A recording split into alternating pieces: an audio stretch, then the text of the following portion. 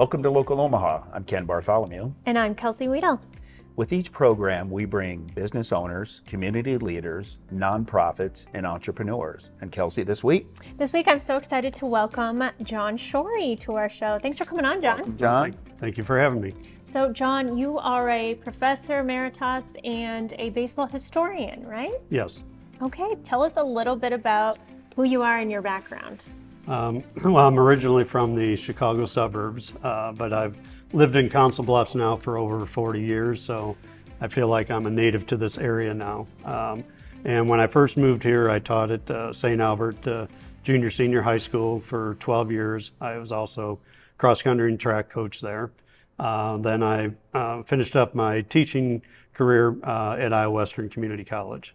Oh, wow, really cool. Yeah. So we did do a little bit of research. You're really highly rated by your students. Oh. So that's one thing that's always great. Yeah. But you also taught a nationally recognized course was it called Baseball and American Culture? Yeah, at Iowa Western, I developed a few specialty courses. I was mainly a history teacher, so I developed a local history class. I did some other ones, but the class that I got, I guess, a lot of recognition for is the Baseball and American Culture class that I developed. And when we first began the course, it was a travel course, and I had a fellow professor by the name of Bill Ricketts that we kind of co-taught the class, and it was a class where the whole class was 1 week, but was on the road. We went to 7 different cities, 7 different ballparks in 1 week, and it was a combination minor league, major league, and the main destination every year was to work our way towards Chicago for a Cub game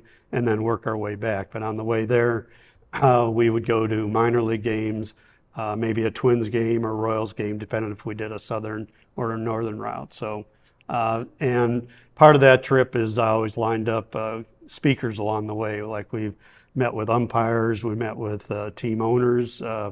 I ran into now Senator Pete Ricketts, and I was able to, later on, the course morphed into a classroom course, and I was able to have him come and talk to the class. So over the years, we've had a number of real good experiences. And the first year we did the class, just one quick story, is it was 1998.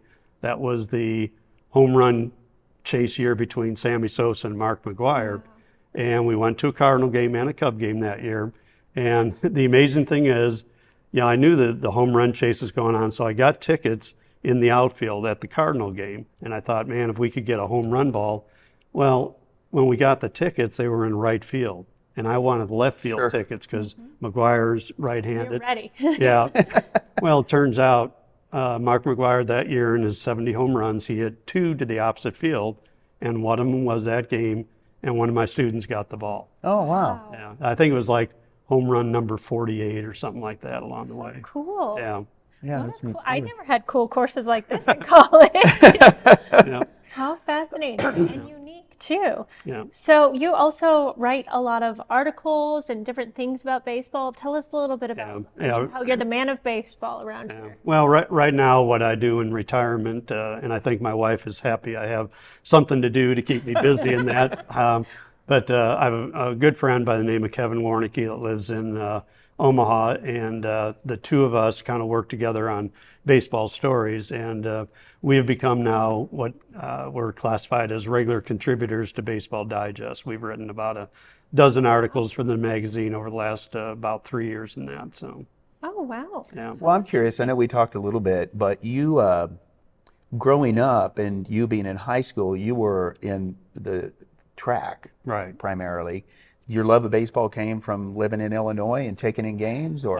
I'd say it, like a lot of kids would say, it began with my dad. My dad was a huge baseball fan. My older brother and I, we were, that was our thing. I mean, we played Little League and all that sort of stuff. So I'd say, my love of baseball was mainly through my dad. Yeah. Oh, what a great story. Yeah, neat. And then as you grew and developed in some of the different programs and things like that, then you went through your coaching route was specifically track and that type. Right. Well, you've got a really cool dedication coming up, and Kelsey and I were talking about it, and I'm interested a little bit in the history too of the Broadway Legion Park there. Yeah, let's in start with a Council little bit Bluffs. of the history. Can Right. you tell us a little bit about that? Yeah, well, it's unfortunately it's not there anymore. Right. It's basically an open lot, but it was built in 1910, and basically the community. I mean, in 1910, baseball was the national pastime. I mean, and the community wanted to join a league, and Nebraska, Iowa, and Missouri teams, but they didn't have an appropriate ballpark. So they got together and they built this ballpark in 1910. So that was kind of the beginning of the ballpark, and it was meant to be mainly just kind of a semi-pro and also local for high schools and stuff like that.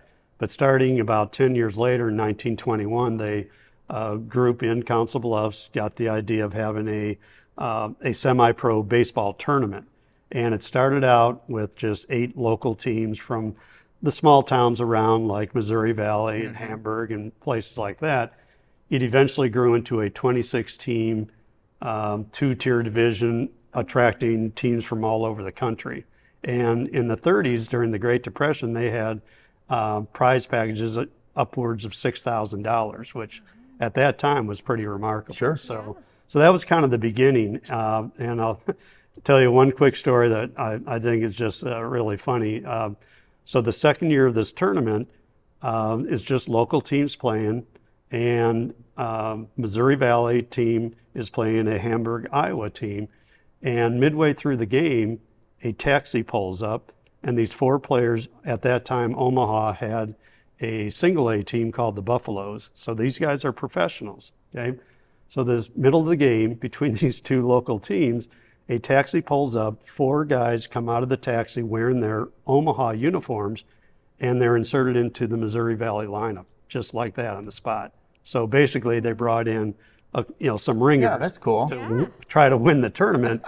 Well, I don't think the people from Hamburg thought it was too cool. They're not thinking. They ended up winning that game. They didn't win the tournament, though, and I don't know for sure if the players played beyond that game. But it turns out one of the players was a guy named Heine Manouche, who ended up being a Hall of Famer. So he was the first of 25 Hall of Famers that have been at that park. And that's the main story behind the park. So starting in 1922 with Heine Manouche, 24 other people who are in the National Baseball Hall of Fame either played or attended games at the park. So at what level, that's what I was trying to figure out. We talked about that a little bit, but some of these names, and I know I'm sure, I can't remember the names of some of the players that played there. Right. That would be the most recognizable. Yeah. But at what level of play were they at when they were at that ballpark? Well, a lot of them were at the top of their games. I mean, some of the, so to kind of finish up the overall story, so other players came as part of this tournament. Grover Cleveland Alexander, he's one of the more prominent Nebraska Hall of Famers. After it was like the year after he retired from baseball, he was part of a team that played in that tournament. So he was still pretty much at the top of his game. The other players that came through, it became kind of a regular stop for a lot of Negro League teams. And the Negro Leagues now have been officially recognized as Major League. And so of the 25 Hall of Famers, 11 of them were connected with the Kansas City Monarchs.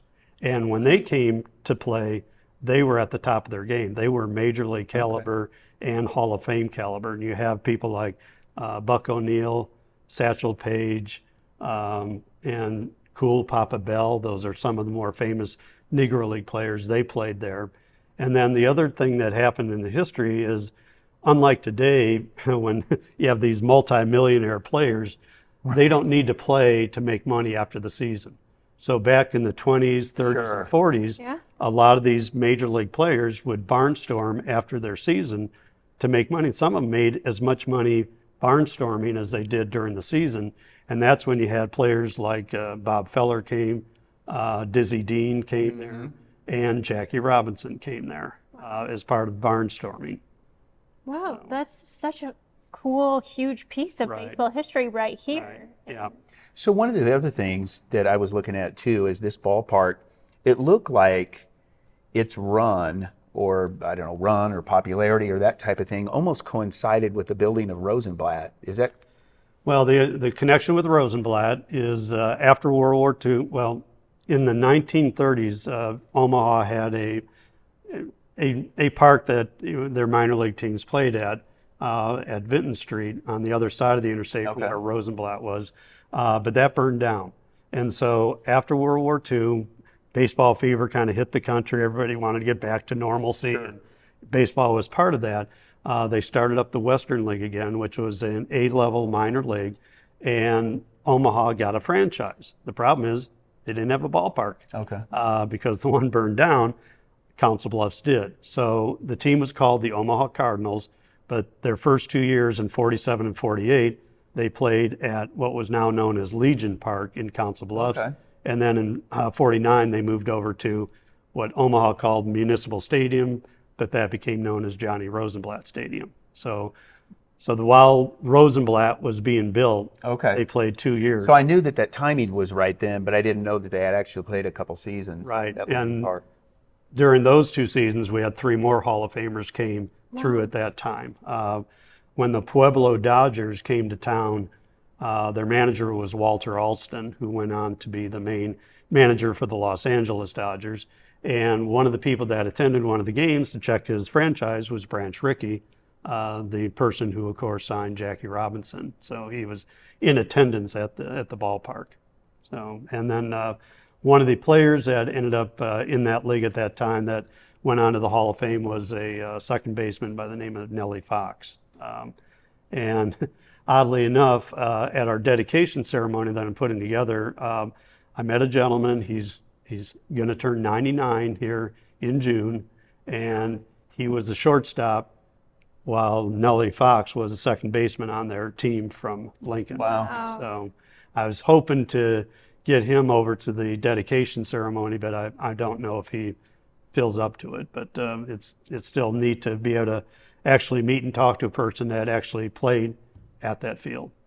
So was there just an evolution, or I mean, just the popularity of the park, or whatever, just games and teams and that type thing started to just go separate directions? Is that what ended up closing the park eventually? And I'd say what happened was just age. The ballpark started out known as Broadway Park, and they struggled keeping it going in the 1930s. The American Legion took it over in Council Bluffs, and then it was known as Legion Park.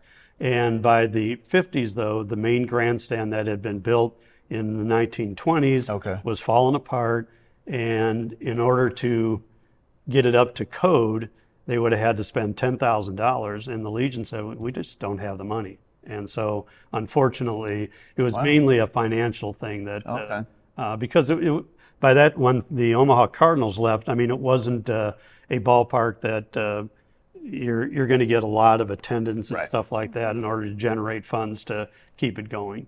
So, and I'll just mention the last Hall of Famer to play at the park came through with the Kansas City Monarchs in 1950, and his name was Ernie Banks. Oh, wow. So that's pretty cool that that's a name that a lot of people will recognize. And then the one other thing I do have to mention with the history that really stands out is when Major League Baseball in 2020 elevated the Negro Leagues to Major League status, when the Kansas City Monarchs would play there, they attracted a lot of fans. That was one of the big gate, for most of the time. And also by the early 50s, the Negro Leagues was starting to disappear because of being integrated in that. But anyway, what happened was when they elevated the Negro Leagues to Negro League status, the Kansas City Monarchs sometimes played local teams, but sometimes brought in other Negro League teams. So in 46, 47, and 48, the Monarchs played 6 games there that now officially count as Major League games. So that ballpark also has hosted, what are now considered official Major League games. Wow. So rolling into important date coming up for you, this June 25th, the dedication. What brought that together, or how did that come together? Well, I belong to an organization called SABR. It's the Society for American Baseball Research, and they have grants that they give for purposes like this, to promote baseball and recognize sites and that. And so I saw another person had gotten a grant to put a marker at a historic ballpark, and I said, well, boy, I think a ballpark that had 25 Hall of Famers and now 6 official games, that's worthy of a marker, because most people have no clue about, you know, this history in the west end of Council Bluffs. So it was through the SABR organization that I applied and got this grant, and that's kind of where the monument is coming from. So will the marker be located at the former site? Yeah. Okay. And fortunately, you know, it's at the corner of 35th and Broadway. Or right now, at the one part, there's a Sonic Drive-In restaurant there. Okay, I was going to say, I didn't know what side it was on. I didn't know if it was the Sonic was at or where that Yeah, it's on that side. convenience store's at. But so you have Broadway, and then parallel to Broadway, it would have been like First Avenue, but that was actually a railroad line that ran through there.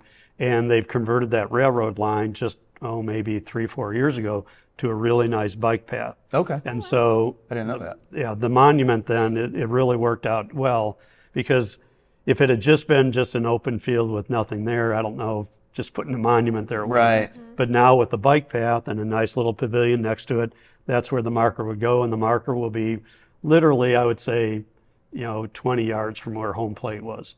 Wow. Yeah. Oh, cool. Yeah. Also a great way to preserve this little piece of history that many people, definitely myself, had no idea existed there. Right. Yeah. All right. I grew up in Council Bluffs and didn't know any of those. Yeah.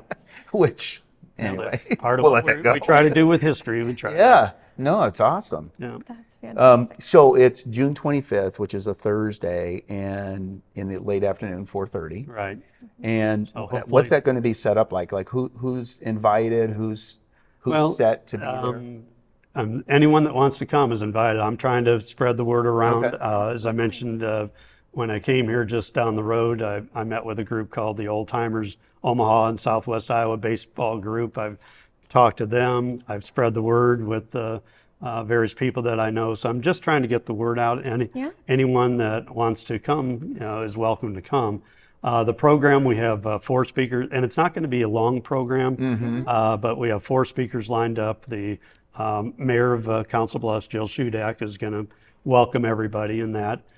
Then I'm going to speak and give a little bit of run through of the history, like we've been doing here a little bit.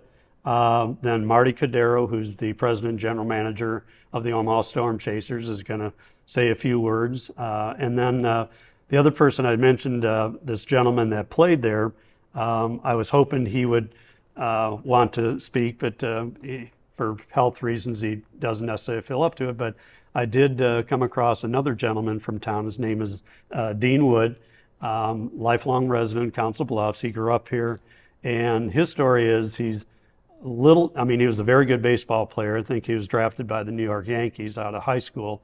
But he would go to the ballpark when he was a younger boy, and when the Kansas City Monarchs came to town, they would need a bat boy, and so he was the bat boy for the Kansas City Monarchs. So he's going to be on the agenda. I know him. Okay, yeah. Yeah, or his son, I think. Okay, yeah. Yeah, that's a cool deal. Yeah, so it'll be a nice program. I would guess about a half hour by the time we get everything done and unveil. And the marker we have is very nice. It's a cast aluminum, really high quality historic marker that's going in. It's going to have a little picture of the ballpark at the top of the monument, and there's also going to be a QR code on the monument where because on a monument you can't tell the full story. Idea.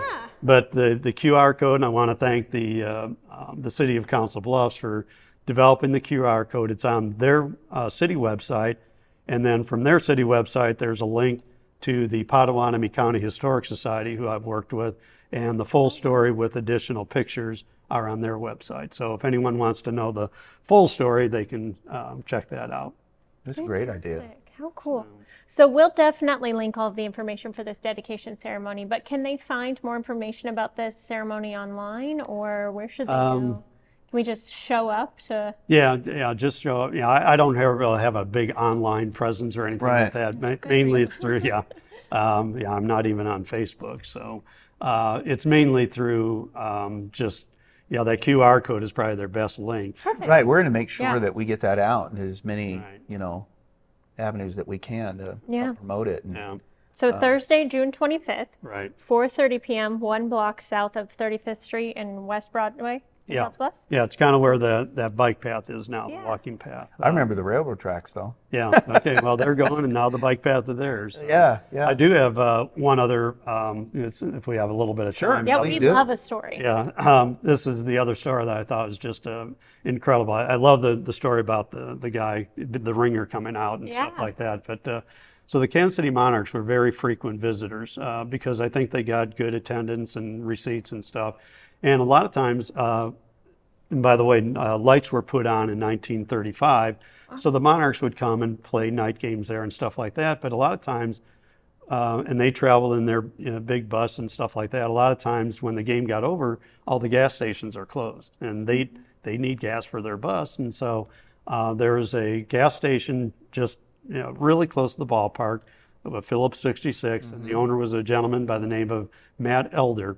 And he kind of befriended the Monarchs. And so what he would do is he gave the Monarchs a key to his gas station. And so after hours, the gas station was closed, the Monarchs would pull their bus into his gas station and turn on the pumps and turn on the lights, fill it up. And then he said they would either leave a check or they would send a check in the mail for whatever gas they pumped. So I Boy, thought those that were was the days. yeah.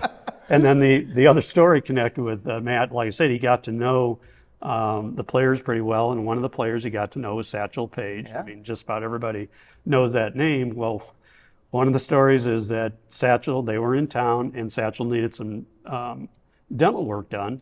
And he got some dental work done and he wasn't feeling real well, needed to rest and recoup. Well, the Elder's house was real close to their gas station, and they would, like back then, leave the house, and they had a back porch that also was close to the railroad tracks. And on the back porch, they would leave open, and they would have an ice box back there, and they would leave like ham sandwiches for maybe people riding the rails and stuff like that, or the Negro League team. So Satchel, after his dental work, went and helped and walked into the back, porch. Well, a neighbor saw this, black man walking in the back, no. and Yeah. she, of course, called the police, thinking Oh, he was jeez. breaking in. And when the police showed up, now it was just Satchel laying down on the couch in the back porch and having a ham sandwich. Just And, hanging out with the Yeah. They left with autographs. right, yeah, right. Wow. So, What a cool story. yeah. Yeah. Awesome. That's exciting. Okay, before we wrap up, is there anything that you thought we might ask that we didn't that would be good to communicate or? Any other little piece of history we should know? Let's see. I told you the Omaha card. The actual the ballpark was host to another professional team. In 1935, Omaha had their minor league team, but in the 30s, a lot of teams struggled, and they basically went bankrupt, and looked like the team was going to fold and the league was going to fold. Well, the Junior Chamber of Commerce for Council Bluffs said, "We'll take it," and so they brought the team from Omaha over to the Council Bluffs and finished out the season. They called themselves the Council Bluffs Rails in honor of the railroad history, and so technically this ballpark was the host then of two professional teams, the Omaha or the Council Bluffs Rails and the Omaha Cardinals. Unfortunately, the Rails lasted the remainder of that season, Right. and then they ended up folding, and Right. the whole thing just kind of collapsed with the Great Depression. So, Oof.